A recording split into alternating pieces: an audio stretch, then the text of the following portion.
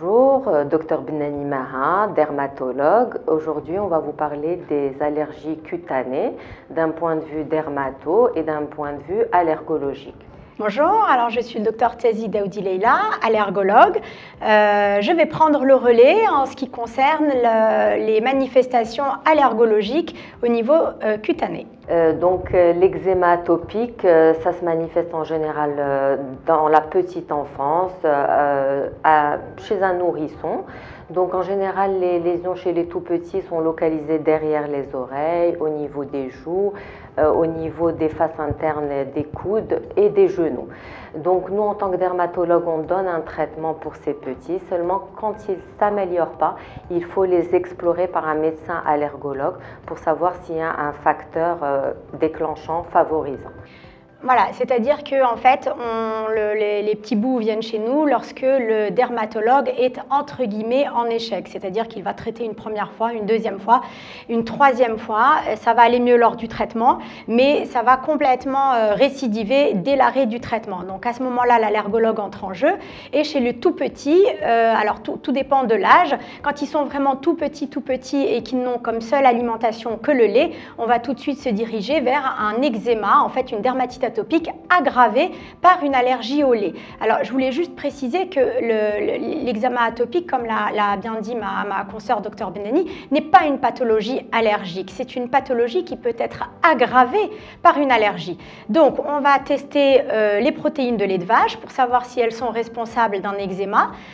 Ces tests se font de la façon suivante. Ce sont des patchs que l'on colle sur le dos, qu'on va laisser en place pendant 3 jours et que nous allons décoller. Si au moment de décoller le patch, nous découvrons un eczéma en dessous de ce patch-là, on dira donc qu'il y a un eczéma, une allergie retardée aux protéines de lait de vache et le traitement viendra donc d'une éviction durant une certaine période de ces protéines de lait de vache. Maintenant, quand l'enfant est un petit peu plus grand, il y a une diversification alimentaire qui s'est établie et notre panel d'allergènes est un petit peu plus varié. On ne peut pas tester tous les aliments et ils ne sont pas tous responsables d'aggravation et on va aller essentiellement vers les protéines de lait, la farine de blé, le blanc d'œuf. Parfois, on rajoute aussi le soja. Quand ils sont encore un petit peu plus grands, on va aussi tester ce qu'on appelle les pneumallergènes, c'est-à-dire les allergènes respiratoires. Alors les plus connus, ceux qui sont le plus responsables d'aggravation de dermatite atopique, ce sont les acariens. Les acariens qui sont le principal constituant de la poussière de maison. Donc tous ces tests-là vont se faire de la même manière, sous forme de patch. Et pour les acariens, on pourra rajouter aussi des tests sous forme de prick test, c'est-à-dire que nous allons déposer des gouttes d'allergènes sur l'avant-bras, picoter au travers, laisser la peau une petite quinzaine de minutes le temps qu'elle fasse sa réaction et voir ce qu'il en est. Ça, c'est la première partie.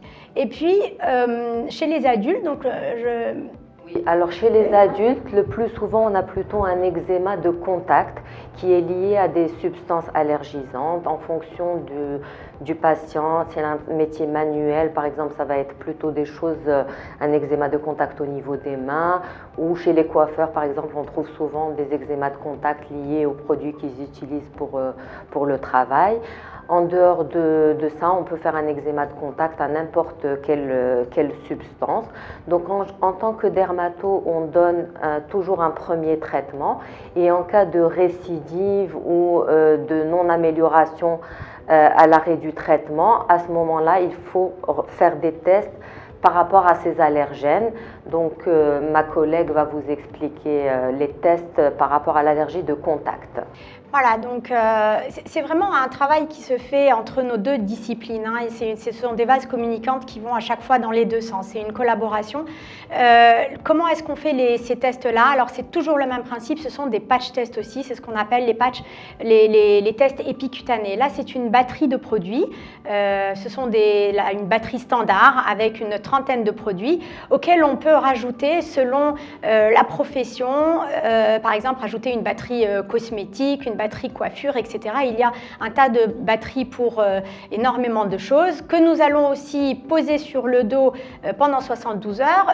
Je précise qu'il est très important de rajouter les produits personnels, car on peut aussi développer un eczéma de contact à un produit qu'on utilise tous les jours, même s'ils sont censés être entre guillemets hypoallergéniques. On peut très bien développer un eczéma à tout et n'importe quoi. Et on n'oubliera pas, même chez l'adulte également, de faire des patchs avec les allergènes respiratoires, notamment les acariens, comme chez l'enfant.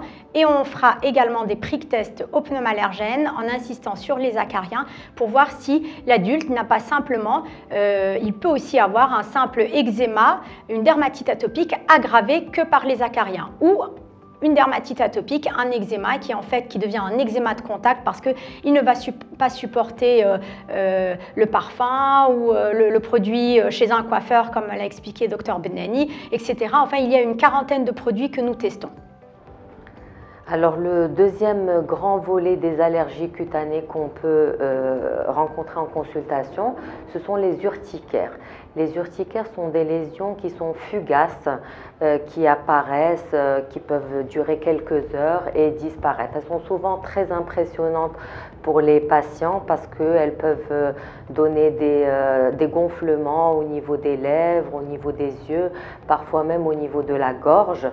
Ça peut même entraîner des difficultés respiratoires, mais ce sont des allergies qui ne donnent pas de lésions fixes. D'accord? Alors chez l'enfant, elles peuvent être tout simplement post-virales suite à un virus. Souvent, on peut avoir une éruption comme ça qui va durer 24 heures. Quand est-ce qu'on va explorer vraiment ces urticaires? Quand elles vont devenir chroniques, on peut à ce moment-là les explorer, ou si vraiment on a un doute sur un élément déclencheur.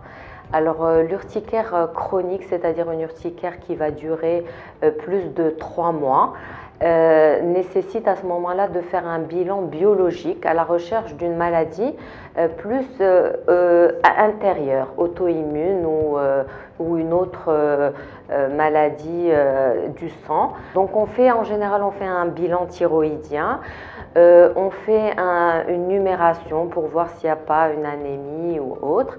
Et on recherche souvent également une bactérie à l'intérieur de l'estomac, l'Helicobacter pylori, qui peut donner ces urticaires chroniques, surtout dans notre contexte. Alors souvent les gens pensent que l'urticaire est allergique. Il y a certaines urticaires qui sont allergiques, mais ça reste une infime partie des urticaires. Ma collègue va vous expliquer quels sont les urticaires d'origine allergique. Voilà, alors les urticaires, donc, comme j'ai l'habitude de l'expliquer à mes patients, on peut les diviser en deux grandes familles, comme l'a dit Dr Benani. Vous avez les urticaires d'origine allergique et les urticaires qui ne sont pas d'origine allergique. Les urticaires d'origine allergique, elles sont très faciles à reconnaître, très stéréotypées, et à l'interrogatoire, on arrivera déjà à éliminer l'origine ou non allergique. Une urticaire allergique est une urticaire qui va apparaître la première fois, maximum dans les 3 heures qui vont suivre une consommation d'un aliment ou d'un médicament.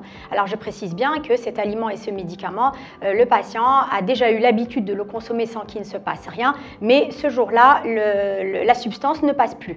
Donc maximum 3 heures plus tard, on va avoir un déclenchement d'une poussée d'urticaire qui va être légère peut-être au départ, et puis qui va passer avec antihistaminique ou sans antihistaminique. Et puis au deuxième contact, là, ça deviendra plus embêtant parce que les symptômes seront beaucoup plus graves dans un délai beaucoup plus court.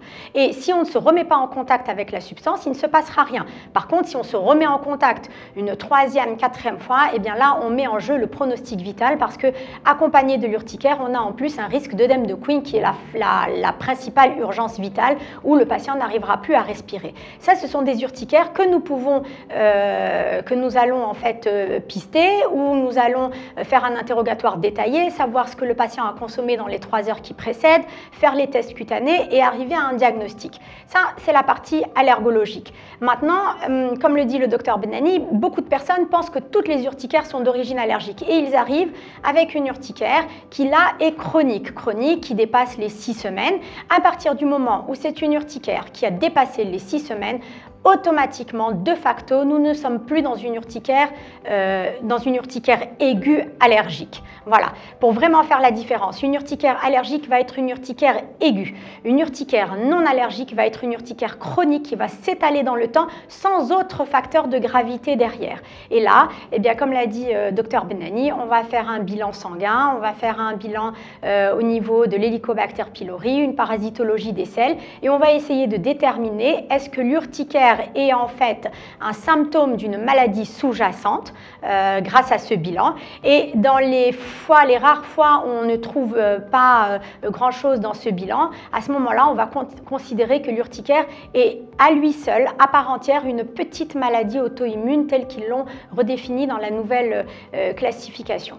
Le traitement, Dr Benani, je pense qu'on est d'accord pour dire que ce sont, voilà, et surtout pas de corticothérapie, s'il vous plaît, au long cours et ni même à court terme, parce que la corticothérapie par voie orale n'est pas le traitement de l'urticaire chronique. Elle ne va faire qu'aggraver cette urticaire vu qu'il y a un effet rebond, c'est-à-dire qu'à l'arrêt de la corticothérapie, l'éruption va être 2 fois plus forte et finalement c'est un cercle vicieux et on ne s'en sort pas, sans compter que la corticothérapie au long cours expose quand même à énormément d'effets secondaires. Alors, les éruptions cutanées, comme on l'a déjà dit, c'est un motif fréquent de consultation pour le dermatologue. Donc, j'espère qu'on a pu vous orienter pour les allergiques, les éruptions qui sont vraiment d'origine allergique ou ceux qui ne le sont pas. Donc, il y a la nécessité d'explorer en cas de récidive ou d'échec du traitement par un médecin spécialiste en allergologie. Alors, pour ma part, j'insiste lourdement sur le fait que ce sont des pathologies où on a réellement besoin d'une coopération entre les deux spécialités. L'une ne va pas sans l'autre. L'idéal aurait été de pouvoir consulter sur un même plateau et d'avoir un dermatologue, un allergologue, parce que réellement, il y a beaucoup de fois où les gens aussi pensent, donc moi je vois l'autre revers de la médaille, où les gens viennent chez vous en vous disant voilà, j'ai des petits boutons donc c'est allergique. Or non, il y a beaucoup de fois où ça n'est pas allergique et là on est bien content d'avoir un dermato pour nous sortir de l'affaire. Donc j'espère qu'on a été assez clair et j'espère vous revoir bientôt pour d'autres émissions avec plein de choses à découvrir.